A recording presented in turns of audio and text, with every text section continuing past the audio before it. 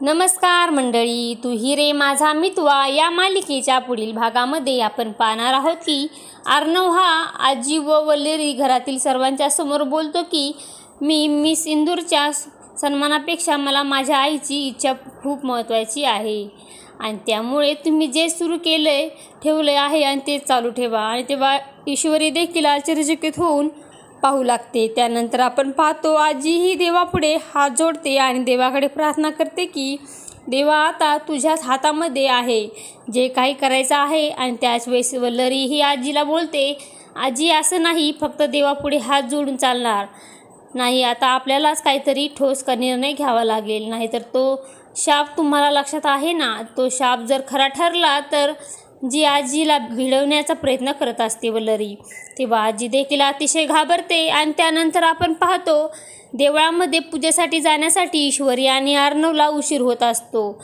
आणि त्याच वेळेस अर्णव आणि ईश्वरीचे केस वाळण्यासाठी हेअर ड्रायर देतो आणि बोलतो की लवकर तयार व्हा, आपल्याला जायचं आहे. आणि तेव्हा ईश्वरी देखील हेअर ड्रायरने आपले केस वाळवण्याचा प्रयत्न करते. तेव्हा तिच्या हातून फार भासते आणि अर्णव हा अतिशय प्रेमाने तिचा हात आपल्या हातामध्ये घेऊन त्याच्यावर फुंकर घालू लागतो. आणि तेव्हा ईश्वरी देखील आश्चर्यचकित होऊन अर्णवकडे पाहू लागते. आता पुढे येणाऱ्या भागामध्ये अर्णव आणि ईश्वरी यांच्यात गैरसमज कसा दूर होणार हे पाहणे खूपच रंजक ठरणार आहे.